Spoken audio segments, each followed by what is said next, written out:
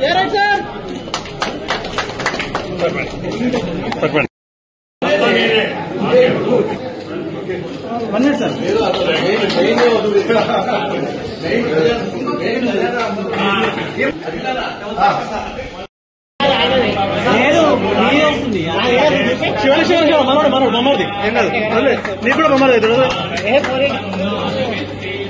Sir please sir ఇవ్వండి sir ఒకసారి sir Ramesh sir chairman sir మీరు అవపేయట్లేదు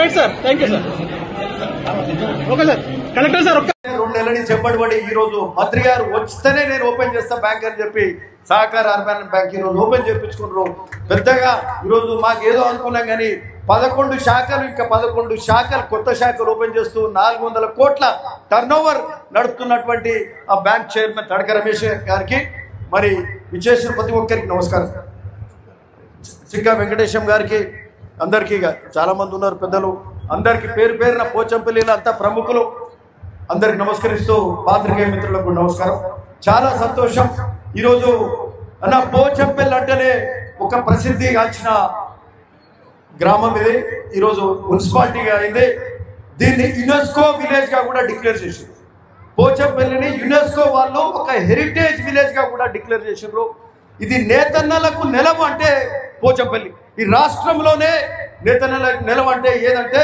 పట్టు వస్త్రాలకు ప్రసిద్ధిగాంచింది నేతన్నలకు నెలవు అంటే ఈ పోచంపల్లి తప్పితే ఇంకోటి కాదని కూడా ఈ సందర్భంగా చెప్తున్నాం మరి అట్లే కాకుండా భూదాన ఉద్యమం మొదలైందంటే మరి వినోబా భావే గారు వచ్చి ఇక్కడ మరి ఇక్కడి నుంచే భూదాన ఉద్యమం వేదిరే రామచంద్రారెడ్డి గారు తనకున్న భూమిలో నుంచి 100 ఎకరాల భూమి ఇచ్చి ఇక్కడి నుంచే భూదాన ఉద్యమం కూడా మొదలైంది మొన్ననే ఈ మధ్యనే ఒక 15 రోజుల కింద ఇక్కడ భూదాన ఉద్యమ వజ్రోత్సవాల కార్యక్రమం కూడా చేసుకున్నామన్నా సో అట్లాంటి గొప్ప ప్రసిద్ధిగాంచిన పోచంపల్లి అని చెప్తా ఉన్నాం చాలా సంతోషం మరి ఈరోజు ఈ ప్రాంతం నుంచి ఇక్కడి నుంచే ఇక్కడ ఈ వేదిక మీద నుంచే 2018 వెంకటేష్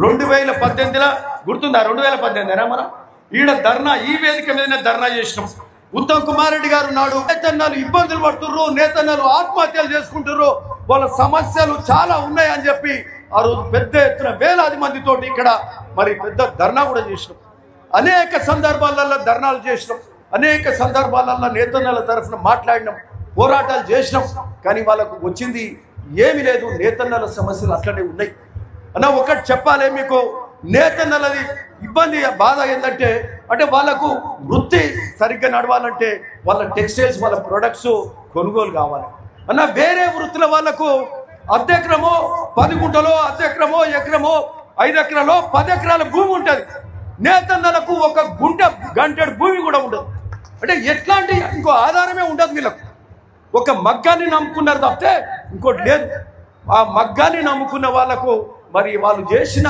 ఉత్పత్తులు అమ్ముడు పోకపోతే వాళ్ళు అన్నమో రామచంద్ర అనే పరిస్థితి ఉంది ఆత్మహత్యలు చేసుకున్న పరిస్థితి ఉంది అట్లాంటి ఇబ్బందులు పడ్డ ఈ నేతన్నల కోసము నాడు కాంగ్రెస్ హయాంలో నాకు గుర్తుంది వైఎస్ రాజశేఖర రెడ్డి గారు వచ్చినప్పుడు ఆనాడు కాంగ్రెస్ ప్రభుత్వం 2004లో వచ్చినప్పుడు రుణమాఫీ మొదటిసారిగా కాంగ్రెస్ హయాంలో రుణమాఫీ జరిగింది తప్పితే మధ్య వచ్చిన ప్రభుత్వాలు ఏమి కూడా చేయలేదు నేతన్నలకు రుణమాఫీ జరిగింది దాదాపు 300 కోట్ల ఆర్థిక సహాయం ఆ రోజు జరిగింది దాదాపు 2004-05లో జరిగిందంటే ఆ రోజు 300 కోట్లు అంటే ఈ రోజు 3000 కోట్లతోటి సమానమని సందర్భంగా చెప్తున్నాం మరి అట్లాంటి కాంగ్రెస్ హయాంలో జరిగిన కార్యక్రమం ఈరోజు మళ్ళా ఇందిరమ్మ పాలన కాంగ్రెస్ పాలన రేవంత్ రెడ్డి గారి ప్రభుత్వంలో ఈ రోజు మళ్ళా నేతన్నలకు అన్ని మేళ్లు అన్ని మంచి కార్యక్రమాలు జరుగుతున్నాయని చెప్పడానికి చాలా సంతోషిస్తున్నాం గర్విస్తున్నాం అని కూడా చెప్తున్నాం ఈరోజు ముఖ్యంగా మీకు చెప్పాలి మొదటిగా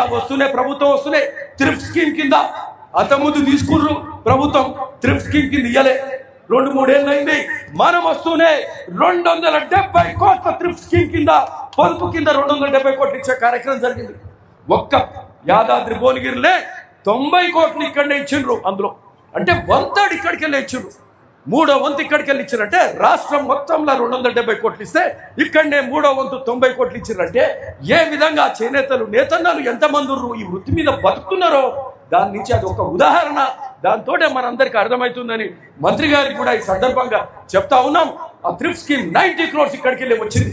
మరి ఆ తర్వాత అదే కాకుండా మనకు సంబంధించిన అనేక సమస్యల మీద మేమందరం కూడా సార్ని కలిసినాం, మంత్రి గారిని కలిసినాం, ముఖ్యమంత్రి గారిని పదే కలిసినాం, మాట్లాడినాం. అన్న ఆ రోజు చేసినాం, మళ్ళీ మన ప్రజాపాలన కావాలి, మీరే చేయాలి తప్ప ఇంకెవరు చేయరంటే థ్రిఫ్ట్ స్కీమ్ జరిగింది. ఆ తర్వాత రుణమాఫీ మీద కూడా మాట్లాడినాము, అడిగినాం. ఈరోజు రుణమాఫీ కూడా ఇప్పుడు మంత్రి గారు చెప్తున్నారు, మరి మేడం గారు కూడా చెప్పినారు, రుణమాఫీ కూడా ఒప్పుకున్నారు. ఆనాడు చేసినాము, మళ్ళీ ఇప్పుడు రుణమాఫీ మళ్ళీ ఇప్పుడే అవుతుంది. రుణమాఫీ మొదలు పెట్టిన విధి విధానాలు కూడా మొదలైనాయి. 1-2 నెలల రుణమాఫీ, ప్రతి నెలకు ₹1,00,000 రుణమాఫీ జరగబోతుందని చెప్పడానికి కూడా సంతోషిస్తున్నాం. ఎందుకంటే మేము ఆ రోజు చెప్పినాం ఇవి జరుగుతున్నాయి. మేము ఒక సాధారణ రాజకీయ నాయకునిగా ఉన్నప్పటికీ ఈరోజు ఎమ్మెల్యే గెలిస్తే ఆనాడు ప్రతిపక్ష నాయకుని ఉన్నట్టు చెప్పినాం. కాంగ్రెస్ వస్తే ఇవన్నీ జరుగుతాయి, ఈరోజు జరుగుతున్నాయి. నిజంగా మాకు కూడా సాటిస్ఫాక్షన్, ఎందుకంటే చెప్పినవన్నీ కూడా జరుగుతున్నాయి. కాబట్టి ఈరోజు రుణమాఫీ అయింది, థ్రిఫ్ట్ స్కీమ్ అవుతుంది, థ్రిఫ్ట్ స్కీమ్ అయ్యిందని కూడా ఈ సందర్భంగా చెప్తూ ఇంకా వేరే కార్యక్రమాలు ఏమైనాయి, రైతు భరోసా ఇచ్చే కార్యక్రమం లాగా ఒక్కటి మీకు క్లారిఫై చేయాలి. మా రైతన్నలు కూడా ఉన్నారు, రైతులకు సంబంధించి రైతు భరోసా టెక్నికల్ డిఫెక్ట్ వల్ల పోచంపల్లి మండలంలో రైతు భరోసా పడలేదు. ఆ రైతు భరోసా మీద మంత్రి గారిని కలవడం జరిగింది. అసెంబ్లీ జరుగుతున్నప్పుడే సెక్రటరీ గారు పిలిపించిండ్రు, మాట్లాడి ఇది ఇమీడియట్ లిస్ట్ రైతు భరోసా వచ్చే ఎప్పుడు పడితే అప్పుడు పడుతుంది. ఎందుకంటే కేసీఆర్ అన్ని అప్పులలో ముంచిపోయింది, మనం డబ్బులు లేని పరిస్థితి తీసుకొచ్చిండు. అయినా మన ప్రభుత్వం అనేక కార్యక్రమాలు చేస్తుంది. సో రైతు భరోసా విధంగా పడుతుందని హామీ ఇస్తూ మంత్రి గారు చెప్పినరు కాబట్టి హామీ ఇస్తున్నాం. మరి అట్లనే నేత భరోసా కూడా ₹18,000 ఒక నేత కార్మికునికి ఇస్తూ ₹6,000 తన హెల్పర్కు అంటే సహాయకునికి కూడా ₹6,000 ఇస్తూ ఒక్కొక్క నేత కార్మికునికి సహాయకునికి ₹24,000 నేత భరోసా ఇస్తున్నారు. అంటే చిన్న విషయం కాదు అది. మరి ఈ కార్యక్రమం జరుగుతుంది కదా, బహుశా నేను అనుకుంటా మేనిఫెస్టోలో కూడా లేదు. ఈ యొక్క కార్యక్రమం కూడా మరి నేత భరోసా జరుగుతుంది. ఇది 3వ కార్యక్రమం అని కూడా ఈ సందర్భంగా చెప్తున్నాం. మరి అట్లనే ఇంకోటి ఏంటి, నేత బీమా అంతకుముందు 5 లక్షలు ఇచ్చేది. 5 లక్షల బీమా వయసు ఎంత ఉండే, 58 ఉండే, 58 ఉండే. ఈరోజు వయోపరిమితి మనమందరం అడిగితే మరి పెద్దలు మంత్రి గారు ముఖ్యమంత్రి గారితో మాట్లాడిర్రు. మనకు ఏదైతే మన నేత బీమా ఏదైతే ఉందో బీమా పథకాన్ని ₹5,00,000 వయోపరిమితి లేదు, ఎంత ఏజ్ అన్నా కానీ ఎంత వయసు కానీ మరి నేత ఏదైతే బీమా ఉన్నదో ₹5,00,000 ఇంతకుముందు ఏజ్ దాటి ఎక్కువ, ఇప్పుడు ఏ వయసుతో నిమిత్తం లేకుండా 5 లక్షలు ఇచ్చే కార్యక్రమం కూడా జరుగుతుంది. దానికి ప్రభుత్వం మరి మొదలుపెట్టింది. ఆ కార్యక్రమాన్ని కూడా ఈ సందర్భంగా చెప్తున్నాం. ఇవన్నీ కూడా చిన్న విషయాలు కావు. ఆ రోజు పోరాటం చేసినాం, అనుకున్నట్టు మా ప్రభుత్వం వచ్చింది, కాంగ్రెస్ ప్రజాపాలన ఇందిరమ్మ రాజ్యం, రేవంత్ రెడ్డి గారు ఇట్లాంటి కార్యక్రమాలు గొప్పగా చేసుకుంటూ పోతా ఉన్నారని కూడా ఈ సందర్భంగా చెప్తున్నాం. అన్న ఈరోజు రాష్ట్రంలోనే ఈ యాదాద్రి జిల్లాలో ఇంతకుముందు చెప్పినాం థ్రిఫ్ట్ స్కీమ్ ఒక 3వ వంతు ఇక్కడ మన యాదాద్రిలో ఉన్నారు. మరి ఆ 3వ వంతులా ఇక్కడ ఆ 3వ వంతు మంది ఇక్కడే ఉన్నారంటే మరి అది దాని మీద ఆధారపడి బతుకున్నారు అన్న. అదే కాకుండా ఈ యొక్క పద్మశాలీలు అంటే ఏ ఒక్క కుల వృత్తులల్లా ఏదైతే మరి హ్యాండ్లూమ్స్ అంటారు, చేతి వృత్తులల్లా ఏ చేతి వృత్తుల వాళ్ళకో నేను ఒకటి చెప్తా, పద్మశ్రీ అవార్డులు చాలా తక్కువ వస్తాయి. చేతి వృత్తులు ఈ పద్మశాలీలు నేతన్నలకు 3 పద్మశ్రీ అవార్డులు వచ్చినాయి. ఇక్కడ ఈ ప్రాంతం నుంచే యాదాద్రి నుంచే వచ్చినాయి. చింతకింది మల్లేష్, ఆయనకు పద్మశ్రీ వచ్చింది, ఆయన పేరు మీద సినిమానే వచ్చింది. అట్లనే గజం గోవర్ధన్, గజం అంజయ్య, 3 పద్మశాలీలు. అంటే వాళ్ళు ఏ విధంగా నైపుణ్యమైన చీరలు వాళ్ళు నేస్తున్నారో మరి ఎంత. ఆ మధ్యలో ద్రౌపది ముర్ము గారు ప్రెసిడెంట్ గారు ఒక సంవత్సరం కింద ఇక్కడికి వస్తే వాళ్ళ చీరలు చూస్తుంటే అయితే నిజంగా అబ్బురపడ్డాం, ఎంత బాగా చీరలు ఉన్నాయని. ఒక్కొక్క చీర 6 నెలలు కూడా నేసిన 6 నెలలు నేసినట్ట. అంటే అట్లాంటి పరిస్థితి చూస్తుంటే వాళ్ళు ఎంత అంటే వాళ్ళు ఒక జీవన ఆధారంగా కాకుండా ఆ నైపుణ్యాన్ని, ఆ చేతి కళ నైపుణ్యాన్ని వాళ్ళు అభివృద్ధి చేసుకునే కార్యక్రమం చేస్తున్నారు. ఆ కళను దాన్ని జీవం పోసే కార్యక్రమం చేస్తున్నారు. అట్లాంటి వృత్తిని మనం కాపాడాల్సిన అవసరం ఉన్నది. మరి పద్మశ్రీ అవార్డు తోటే మరి 3కి మరి ప్రభుత్వం కేంద్ర ప్రభుత్వం ఇచ్చిందంటే చిన్న విషయం కాదని కూడా ఈ సందర్భంగా చెప్తూ మరి పద్మశాలి మరి ఈ కుల వృత్తులను ప్రోత్సహిస్తూ నేతన్నలకు ఎట్లాంటి ఇబ్బంది కలగకుండా చూడాలి. రైతులకు సంబంధించి అనేక సమస్యలు కూడా జరుగుతున్నాయి.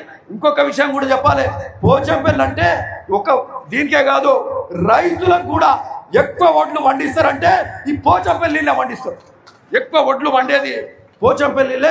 చిన్న మండలం అయినప్పటికీ నల్లగొండ జిల్లానే అత్యధికంగా వడ్లు పండించేది కూడా ఇక్కడనే. మరి వాళ్ళకు కూడా 2 లక్షల రుణమాఫీ కూడా జరిగింది. ఎక్కడెక్కడన్నా చిన్న పొరపాట్లు ఉంటే కొన్ని ఉండొచ్చు, కానీ మరి రైతు భరోసా పడబోతుంది. నేతన్నలకు కూడా ఇట్లాంటి గొప్ప కార్యక్రమాలన్నీ కూడా జరుగుతున్నాయి కాబట్టి చాలా సంతోషం. అట్లనే అన్న ఇంకోటి, ఇక్కడ హ్యాండ్లూమ్ పార్క్లో కూడా అక్కడ ఉన్న ల్యాండ్లో హ్యాండ్లూమ్స్ సంబంధించి వాళ్ళకు మేడం చెప్పారు, ఇప్పుడు అక్కడికి సంబంధించి చిన్న చిన్న ఎక్స్పోలు పెడుతూ హ్యాండ్లూమ్ ఎగ్జిబిషన్స్ పెడుతూ మరి టై అండ్ డై కానీ డైయింగ్ కానీ కొన్ని చేస్తున్నామని మేడం చెప్తా ఉన్నారు. తప్పకుండా కనుముక్కల కేంద్రం ఏదైతుందో హ్యాండ్లూమ్ దాన్ని అభివృద్ధి చేసే కార్యక్రమం కూడా ప్రత్యేకమైన ప్రణాళికలు ఉన్నాయి, దాన్ని కూడా చేస్తారు అని చెప్తూ ఎంప్లాయ్మెంట్ కూడా ఈ ప్రాంత యువతకు నేతన్నలకు ఇచ్చే కార్యక్రమం కూడా కనుముక్కల మరి అక్కడ హ్యాండ్లూమ్ పార్క్లో జరుగుతుంది. అట్లనే ఇంకొక ప్రధానమైన ఈ ప్రాంత డిమాండ్ ఏదైతే Konda Laxman Bapuji IIST Indian institute of handloom technology ఏదైతే ఉన్నదో ఇన్స్టిట్యూట్, అది పోచంపల్లిలో పెట్టాలని చెప్పి మరి మేము మంత్రి గారిని సందర్భంగా కోరుతున్నాం. ఈడ పెడితే దానికి ఒక సార్థకత ఉంటుంది. ఇక్కడ నైపుణ్యం ఉన్న వాళ్ళు ఉన్నారు, వాళ్ళకు చేదోడు వాదోడుగా అవుతుంది. అదేగాక ఇది ప్రసిద్ధిగాంచిన ప్రాంతం, హిస్టారికల్ చరిత్రాత్మకమైన ప్రాంతం కాబట్టి కొండా లక్ష్మణ్ బాపూజీ మీద మరి ఇక్కడ ఈ రామానాథ్ తీర్థ ఇన్స్టిట్యూట్ కూడా చాలా సుందరంగా ఉంటుంది. భద్రాచలం హైవే కూడా అక్కడికి వెళ్ళి పక్క పంటే పోతుంది. 100 ఎకరాల క్యాంపస్, పక్కకు సుందరమైన చెరువు ఉంది. ఆడ IIST పెడితే కూడా చాలా బాగుంటుందని చెప్తూ మరి వీళ్ళకి సంబంధించిన ఇంకొక అంశం కూడా ఏంటంటే టెక్స్టైల్స్కి సంబంధించి నేతన్నలకు సంబంధించి ఏదైతే చేనేత వస్త్రాలు ఏవైతే ఉన్నాయో దీనికి సంబంధించి కనీసం వాళ్ళ డిమాండ్ ఎప్పుడు కూడా ఏంటంటే ఎప్పుడైనా ఇబ్బంది వచ్చినప్పుడు వస్త్రాలు కొనుగోలు కొన్నప్పుడు వాళ్ళకి ప్రాబ్లం అవుతుంది. కనీసం 25% బట్టలు ఉత్పత్తులను ఈ యొక్క కేంద్రాలని అది సహకార సంఘాల నుంచి వీళ్ళు ఏమంటారు సహకారేతర నుంచి కూడా కొనుగోలు చేయాలని అంటుంది మేడం చెప్పారు. ఇప్పుడు కొనుగోలు జరుగుతుంది సహకార సంఘాల నుంచి. మేడం మా డిమాండ్ ఏంటంటే సహకారేతర సంఘాల నుంచి కూడా మరి ఈ చీరలు కొనుగోలు చేస్తే బాగుంటుందని వాళ్ళ కోరిక. ఎందుకంటే అప్పుడప్పుడు ఇబ్బంది పడ్డప్పుడు ప్రభుత్వం ఎంత చేసినా కూడా వాళ్ళు చేసే ఉత్పత్తులు అమ్ముడైనప్పుడే వాళ్ళు చేసిన పనికి సార్థకత ఉంటుందని చెప్తూ మరి ఈ యొక్క గొప్ప కార్యక్రమానికి ఈరోజు ఎప్పుడు మంత్రి వచ్చి ఇక్కడ మన మధ్యలో ఇన్ని కార్యక్రమాల మీద మాట్లాడి ఇక్కడికే మన మధ్యలోకే అట్లే యారన్ డిపో కూడా ఎందుకంటే ఇక్కడ దాదాపు 13,000 నుంచి 16,000 మంది మరి చేనేత కార్మికులు జియో ట్యాక్స్ చేసుకున్న వాళ్ళే అంతమంది ఉన్నారు. వీళ్ళందరికి సంబంధించిన మరి ఆ నేత ఏదైతుందో యార్న్ కూడా ఇక్కడి నుంచే సప్లై చేస్తే యార్న్ డిపో కూడా ఇక్కడ పోచంపల్లిలో పెట్టాల్సిందిగా మా వాళ్ళు కోరుతున్నారు. వాళ్ళ అవసరం కూడా కాబట్టి మరి దీని మీద కూడా 15% కేంద్రం ఇస్తుంది, కానీ అది సరిపోదు. రాష్ట్ర ప్రభుత్వం ఇన్ని చేస్తుంది, మరి కేంద్రం కూడా చేయాల్సిన అవసరం ఉంది. ఆ 15% వీలైతే